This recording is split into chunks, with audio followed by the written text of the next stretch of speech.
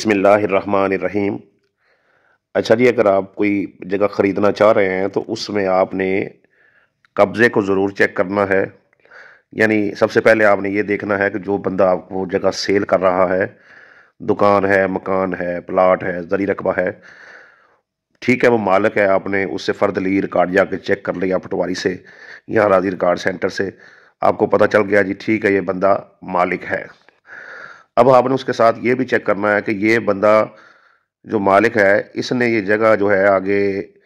اگر کوئی دکان مکان ہے گروی تو نہیں دیا ہوا، کرائے پر دیا ہوا ہے تو کرایہ نامہ کا معاہدہ کتنی دیر کا ہے، اگر زرعی رقبہ ہے، باغات وغیرہ ہے تو ٹھیکے پر تو نہیں دیے ہوئے، اگر ٹھیکے پر دیے ہوئے ہیں تو کتنے سال کے لیے دیے ہوئے ہیں اور کتنا ٹھیکہ لیا ہوا ہے، یہ بنیادی چیزیں آپ نے ضرور چیک کرنی ہیں۔ اور آپ نے اس سے یہ بات کر لینی ہے کہ یہ مکان بالفرض مکان سے شروع کرتے ہیں، یہ مکان جو میں آپ سے خرید رہا ہوں اگر آپ نے گروی دیا ہے تو یہ اتنے پیسے میں آپ کو دوں گا، آپ اس کے ساتھ وہ گروی والا معاہدہ ختم کریں گے، پھر آپ مجھے قبضہ دیں گے، میں باقی کے پیسے دے کر آپ سے رجسٹری کرواؤں گا۔ یعنی آپ نے وہ مکان جو اس نے مالک نے گروی دے رکھا ہے، پہلے مالک نے، اس سے یہ کہنا ہے کہ یہ گروی سے مجھے چھڑوا کے دو۔ اگر اس نے وہ دکان ہے کوئی وہ کرائے پر دی ہوئی ہے تو آپ نے اس سے کہنا ہے بھائی، اس کرائے دار سے پوچھنا ہے کہ بھائی بات یہ ہے کہ تم نے اس کے ساتھ جو ہے کتنا ایڈوانس دیا ہوا ہے، کتنا اس کے ساتھ کرایہ طے کیا ہوا ہے، تمہارا کرایہ نامہ کا معاہدہ اس کے ساتھ کتنی دیر کا ہے، ٹھیک ہے نا۔ اگر آپ اسی کے ساتھ آگے اپنا کرایہ نامہ جو ہے وہ چلانا چاہتے ہیں تو وہ پہلا جو اسٹام ہے وہ ختم ہوگا، نیا لکھا جائے گا، اور جو بھی اس کے بقایا جات ہے، لین دین ہے، وہ پہلا مالک اس کے ساتھ کلیئر کرے گا۔ یہ چیز آپ نے کر لینی ہے۔ لیکن اگر آپ خالی کروانا چاہتے ہیں دکان تو آپ اس سے یہ جو خریدار ہے وہ پہلے والے مالک سے یہ کہے کہ بھائی آپ نے یہ دکان مجھے بالکل خالی جو ہے وہ کروا کے دینی ہے، اس کی جو آپ نے پگڑی وغیرہ لی ہے، کوئی ایڈوانس پکڑا ہوا ہے، اس کا واپس کریں، اور اس کے ساتھ جو وہ معاہدہ ہوا ہے وہ اس سے اصل کاپی لے لیں، دکان خالی کروائیں، اور آپ وہ پہلے کرایہ دار کو بیانے کے اسٹامپ کرتے ہوئے بیچ میں گواہ بھی رکھ سکتے ہیں تاکہ معاملات مزید کلیئر ہو جائیں۔ اسی طریقے سے اگر زرعی رقبہ ہے تو زرعی رقبہ اکثر جو ہے لوگ 2-2 سال 5-5 سال کے لیے جو ہے وہ ٹھیکے پر دے دیتے ہیں، اور ایک موٹی اماؤنٹ جو ہے وہ پکڑ لیتے ہیں، یعنی 5 سال کے لیے ٹھیکے پر دیا،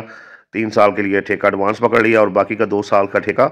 وہ 5ویں سال میں دے گا، اپنی اپنی ترتیب بنا لیتے ہیں لوگ۔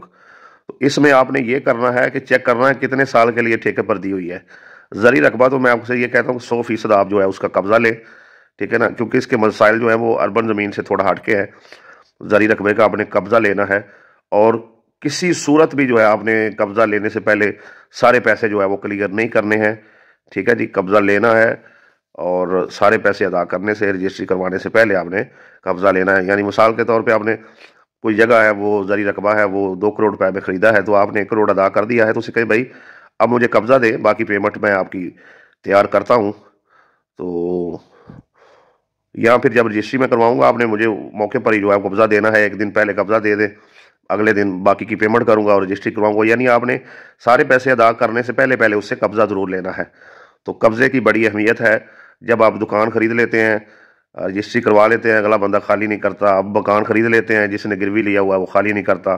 آپ جگہ جو ہے وہ خرید لیتے ہیں، جس نے ٹھیکے پر لی ہوئی ہے وہ خالی نہیں کرتا، تو یہ مفت میں جو جھگڑے ہیں نا، یہ خریدنے سے جو ہے وہ آپ بچیں، کلیئر چیز لیں، پیسے دیں، اپنے نام لگوائیں اور قبضہ لیں، ٹھیک ہے جی۔